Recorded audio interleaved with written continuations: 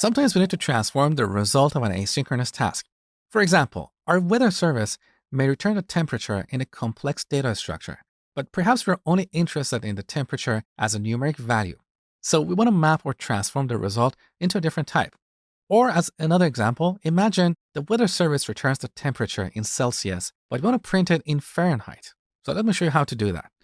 First, I'm going to create a completable future using the supply async method. Here we pass a supplier that returns the temperature in Celsius, let's say 20 degrees.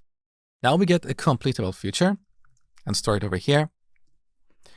This future object has a method called then_apply. So as I told you before, whenever you see then, that means execute this piece of code after this task or this future is complete. So with the apply method, we can convert or map the result to a different type. We also have then apply async, which will execute this code asynchronously. So it will submit it as a new task to the underlying executor. Okay. So let's call then apply. Here we should pass a function that takes an integer and maps it to a different type. So we get the result in Celsius and we can convert it to Fahrenheit using this formula. Celsius times 1.8 plus 32. Now, just like the exceptionally method that you learned about in the last video, this method returns a new completable future. So if we call the get method on this completable future, we'll get the result in Fahrenheit. Let me show you. So we call get and store the result over here. Now to make our code cleaner, it's nicer to put each method on a new line. That is better. Now let's wrap this inside a try-catch block.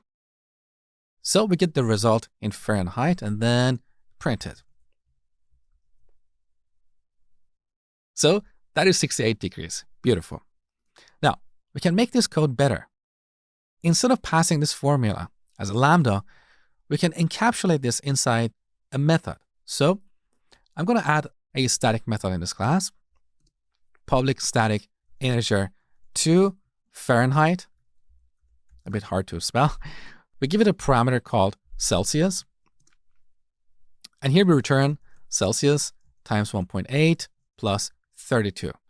Now here we have a compilation error because the result of this expression is a double, but we're expecting an integer. We can solve this by casting this to an integer. The problem is gone.